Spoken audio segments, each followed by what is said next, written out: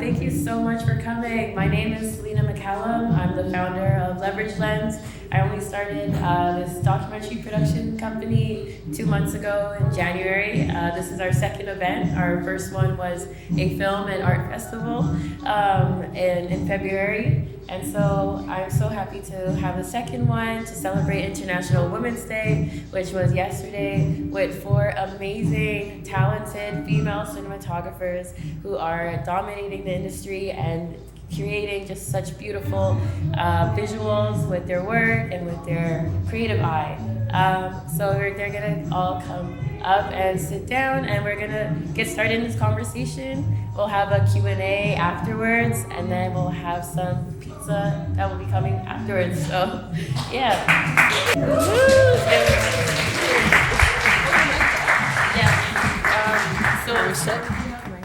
Okay, this is amazing. Thanks everyone for your patience and for bearing with us. I'm going to now read out everyone's amazing bios and get to know everyone today here. Okay, so I'm going to start with Nicole Shapiro. I think they all stay on, so I might just have to put them down, but it's okay.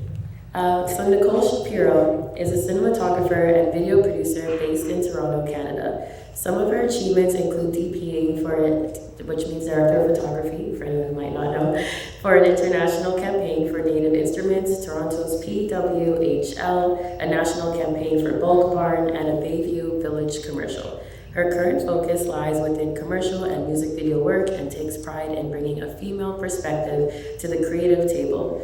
These 2 titles allow her to exercise her creative and technical strengths behind the camera, as well as organizational strengths to build cohesive teams and create positive environments for crew to work in. That's Nicole Shapiro.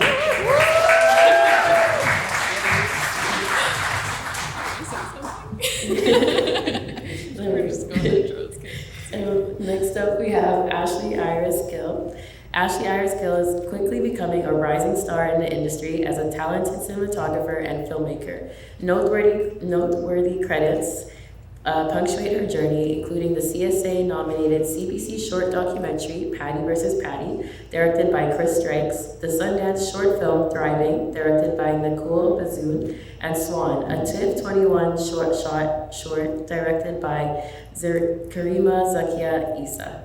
Her artistic range extends across various mediums, from music videos to documentaries and commercials, boasting an impressive clientele that includes Mercedes-Benz Canada, BMO, Absolute Vodka, Sprite, Pet Value, CAA, and Nike.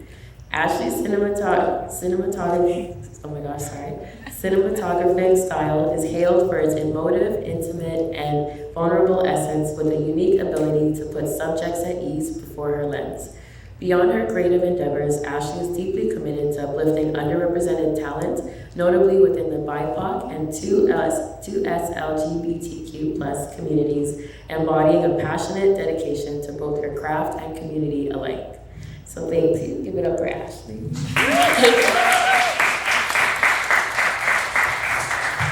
We got 2 more, Kylie Templeton. With 8 years of experience in the industry, Kylie's journey seamlessly blends a passion for sports, a knack for storytelling, and a love for technology.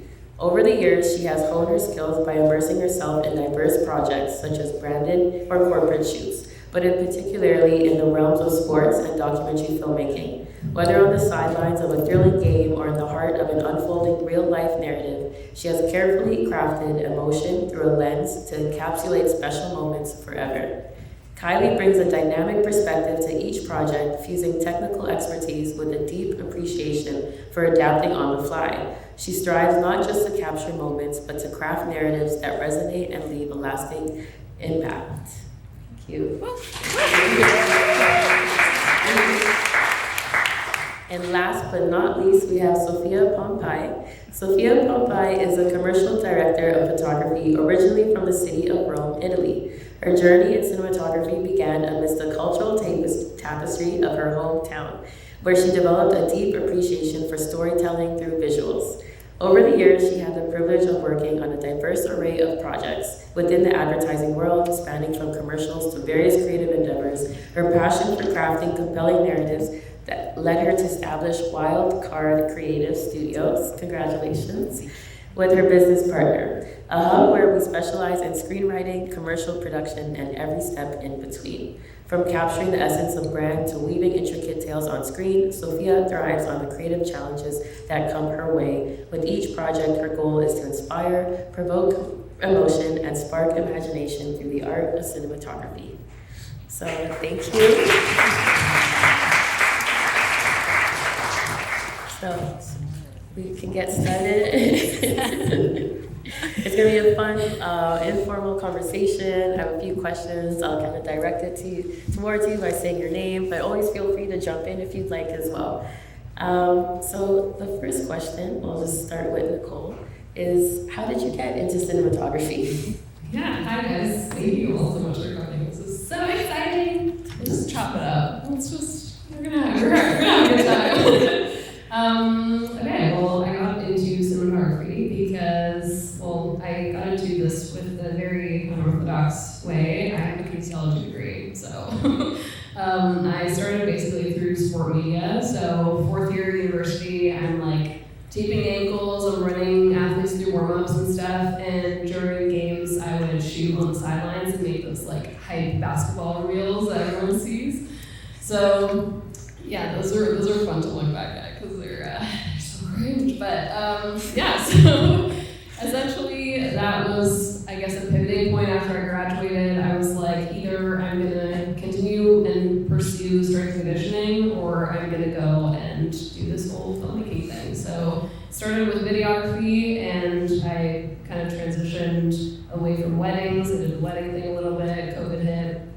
Kill all the weddings. So I was like, yeah, no, not gonna happen. Yeah, and then got into the commercial space just because there's lots of really cool things you can do with commercials. You can exercise so many different muscles, and with lighting, camera, there's so many cool things to do when it comes to commercials. So I kind of fell in love with that side of it. And yeah, that is how I got into cinematography. Yeah. Amazing, thank you. We'll go with Ashley next. Okay, so I feel like talking about your filmmaking journey, it's such a long thing, so I really don't want to tell you guys like, you know, a 50-minute type of answer. But yeah, so when I was younger, I was really interested in like writing was my first love.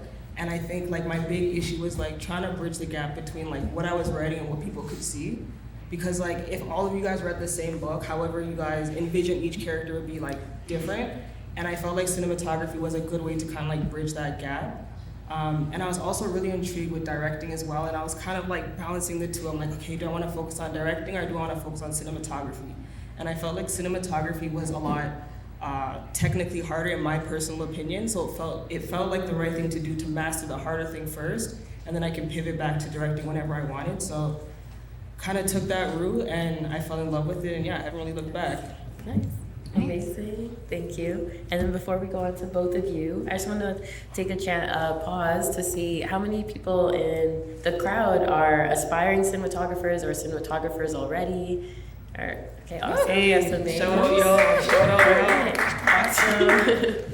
Okay, that's great to know. Thanks. So make sure to hold your questions till the end as well, because we'll definitely be doing the Q&A afterwards. So. And Kylie, how did you get into cinematography? Yeah, I always. We can switch. Yeah, I always kind of had just like a love for technology. I remember in elementary school, I'd actually have teachers coming up to me being like, "Hey, can you put a slideshow together for me? Because we don't know how." And I'm like, "Yeah, sure." And then in my spare time, I would actually rip off YouTube videos and make my own edits. So I guess in 2004 the GoPro was released, kind of dating myself, but I bought one, and I would kind of just put it in front of my family's and friends' faces all the time on weekends, and I would edit together a video literally like a couple days later, and I just consecutively just kept doing that for weeks on end. But yeah, I guess I didn't really know that like a hobby like that could kind of turn into something different until I got into college. So in my sports broadcasting class, I actually had a professor come up to me and be like, hey, we notice you're passionate about it and we notice that you have a talent with it. You can actually do this as a career. So that kind of turned into me looking up internships, and MLSU is my top one because they have so many sports teams. And I stuck with broadcast for a while, but then I'm like, I just want to be more cinematic with my approach and how I approach things and how people see things through my lens. So then I kind of veered off into more of the cinema stuff. So yeah. Amazing. Well, thanks everyone to be here. I'm Sofia Bombay. As you guys know, I come from Rome, Italy. My journey as a filmmaker actually started approximately 8 years ago when I packed my bags from Rome and I had $500 to my name, and I came to a country that had plenty of possibilities. As a woman in film, I had the opportunity of going to George Brown College for their film program, and truly was the best thing I've ever done for myself. I worked 2 jobs, paid every single cent that I had to my name to finish that education, and graduated with honors, and I got introduced to the filmmaking world. And surprise, surprise, this industry is not like a general job. It's not, you don't graduate from school and you just get a job. Unfortunately, it's not how it works. And I feel very, very grateful that I got to learn that right away, and you have to go get it. So anyone that wants to start their cinematography journey, take your time. You know, Rome wasn't built in a day, so take your time, and it's gonna happen. Thank you. Okay, awesome, this is working. Okay. So I'm going to go over to you, Kylie. What do you love about storytelling, especially in sports? If you can speak to some of those moments that you've captured for MLSE. All the mics.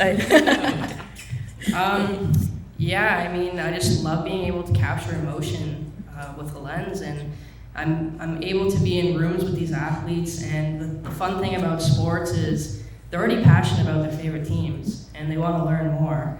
And it's just knowing that athletes can trust me to be around them and tell the story that they want me to tell, whether that's struggles, their daily routines, their triumphs. Just being able to capture that as best as I can and how I see it unfold, that's probably the best about storytelling to me. Awesome. Thank you. And I will turn this. Thanks. We'll just share this mic. Yeah. Definitely in her show. Thank you. And then I'll flip over the question to Nicole. What do you love about storytelling and the stories that you've been able to share so far? So this question was on an email to all of us. We all know what these questions are, at least some of them, I don't know. And this one I kind of thought a little bit more about, because with commercial work, you're telling like a story, you're trying to sell a product really, but a lot of the time you're not marrying that with, like an actual story, like a meaningful, something that you're gonna walk away with after watching, you're like, oh shoot, this affects me, or this affects so many people. So storytelling, I guess for me, is twofold. One is trying to get into the world of commercial work that does actually tell stories. It's just a little bit more fulfilling, I think, that way, in terms of marrying certain companies with actual real stories that like matter and that are based within community. And then 2, storytelling comes through every single person's like lens or like eyes that are on set. So it's not just like the director that's telling the story, the scriptwriter. It's everyone on your team coming with their own perspective of how to actually tell this story in their own way.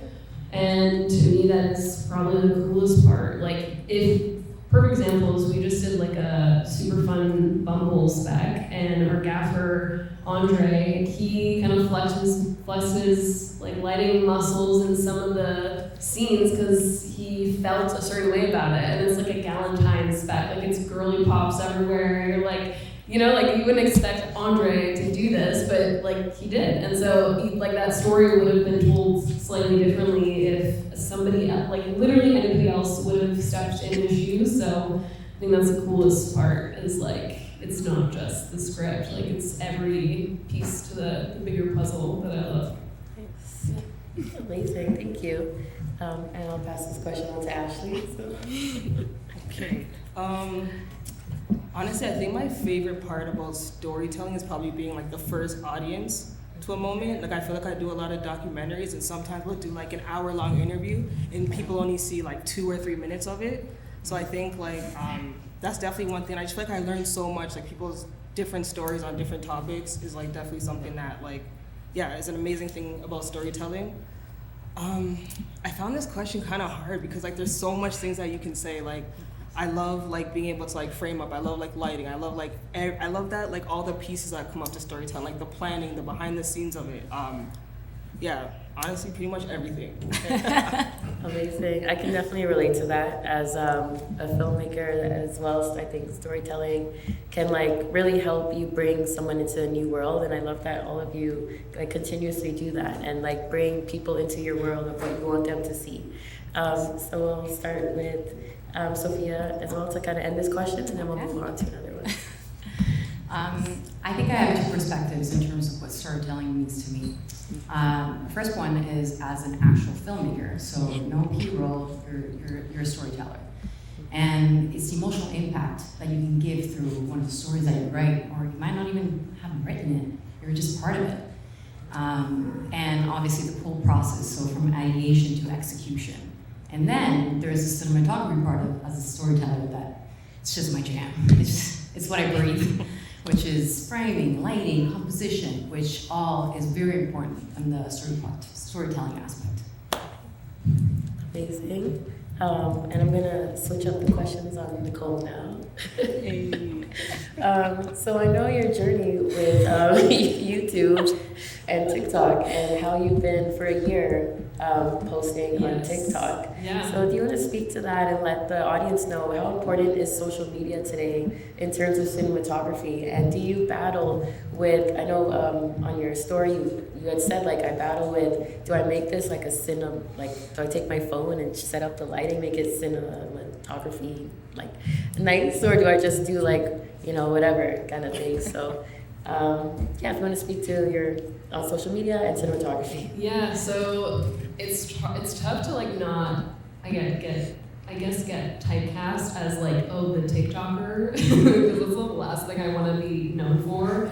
So I don't actually, let me backtrack, because the issue of being typecast in that way is that there's such old mentality around filmmaking and the cinematography world that if you do both, you're not a real filmmaker. You're not you're not, all of your eggs are not in that one basket, so why would I take you seriously, you know? So that is one thing that I really try to, I guess, I try to avoid going that route, and so with TikTok, it's significantly helped a bunch of things. One, getting eyes on actual work that is like from a cinematography side. So 2, putting your face out there and actually showing like, hey, this is me and this is my work, and not just like putting the work out and leaving it and not explaining maybe like how you lit it, or there's all these questions that I usually get asked like in the comments of like, oh, what was it shot on?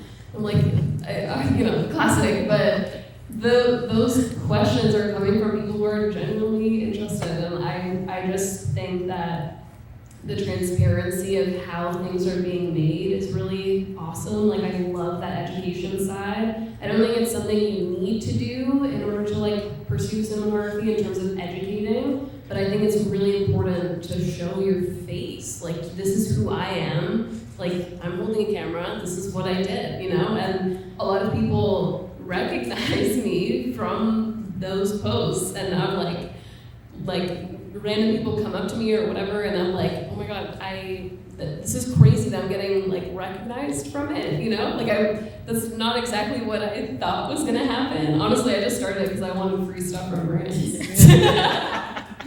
Real talk. So it's happening, which is great, but yeah, it's working in a really cool circle where if I'm making content and I'm explaining the work behind it, and people get to see behind the scenes of how we actually did it, how we're communicating on set and stuff, then it feeds into their want to work with us. So yeah.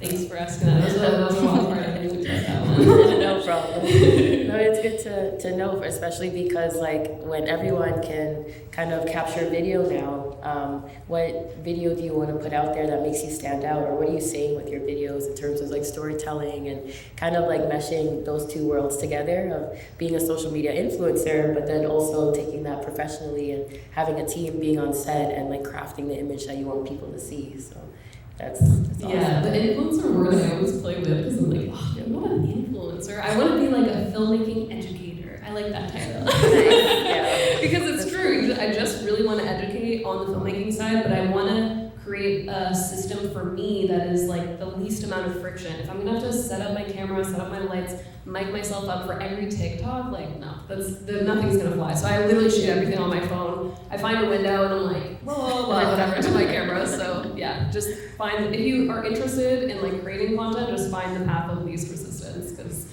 there's so much to make. Like if I'm making one TikTok a day, like it's a lot of TikToks. So yeah, you just gotta find the path of least resistance. Yeah.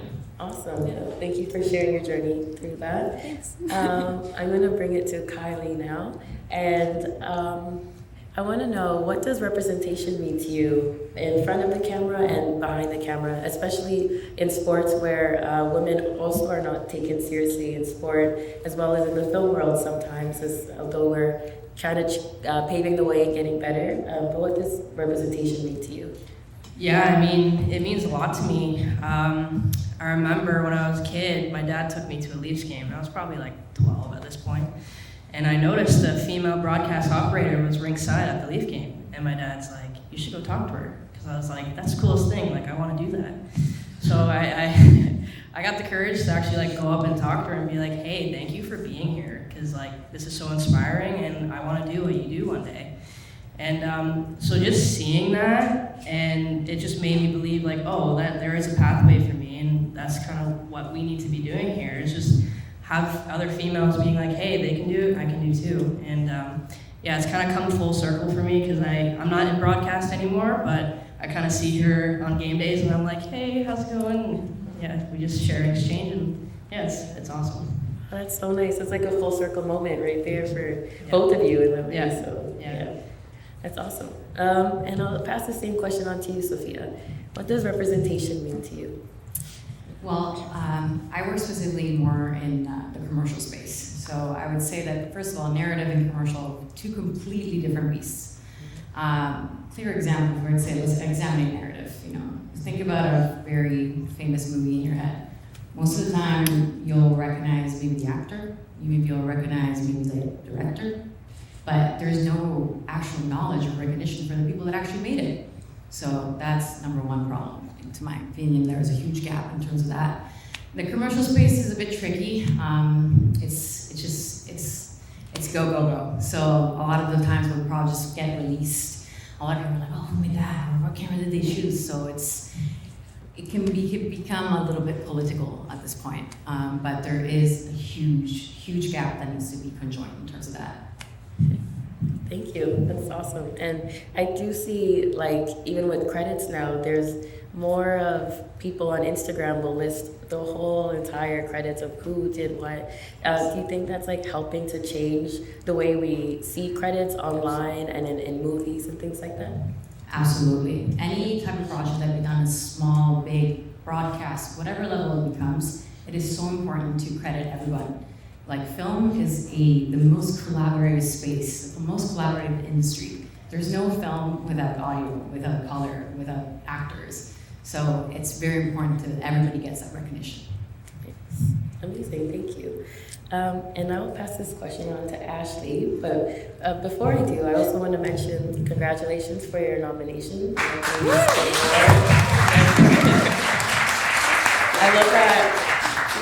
I love that I didn't finish that sentence, but people are already starting to clap. So that's so amazing, and I'm very happy for the support for you for that. And so with the nomination and seeing how the Canadian Screen Awards was like maybe 10 years ago, or the films we were making in Canada 10 years ago, and the representation we have now with more organizations that are springing up with video for Black filmmakers, for young Black filmmakers to get into the industry as well. What does representation mean to you, and where do you think we're headed with that now? Such a loaded question.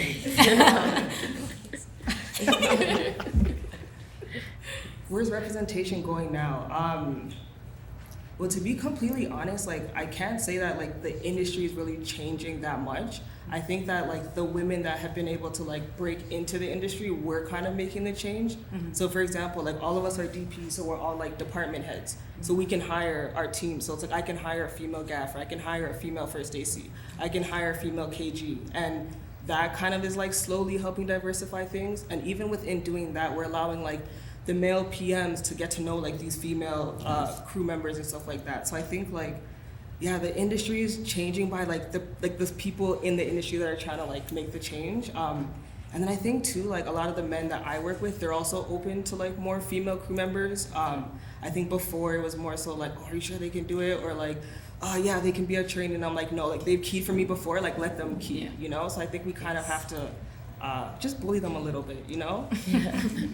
But yeah, and I think it's super important because like, I think there's also like a safety aspect. Like I think just how it used to be a lot of men and it was kind of like the boys club and like boys will take care of boys. I think it's the same thing when there's like a lot of females on set. Like if I see someone making a mistake or something happens, like I'll be inclined to like give them a hand or help them out. And I think sometimes if it's like an all male set and just me, like I might not get that same grace or that same like helping hand. Yeah. I love that scenario of like opening the door, leaving doors open for others to come through, and like kind of being that person to inspire other women to be in it, and then let them know like if you're making a mistake, this is how you do it, and so next time they'll be like amazing and go on to do other great work and stuff. So I love that. Thank you for sharing. Because like we're also all learning, like filmmaking, like you never stop learning. Like there's new technology, there's new tricks. Like every single job, we're like, oh, next time I'm gonna do this. Next time I'm gonna do this. So you keep learning from yourself. And then I think another thing too that kind of helps representation. Like anytime I can't do a job or I have to decline one, I'll always like offer up to like another like female person. So I'm like, oh, like I'm unavailable, but like reach out to this person. Or like I'll tell my agent like, hey, I can't do it, but like see if so and so is available. Versus them going to like the go-to like a male person, like you know what I mean? So yeah. No offense, but like come on, let's diversify. Yes. No, I love that. And that's great. And that's like also just like helping other like female DPs like get hired and continue this work.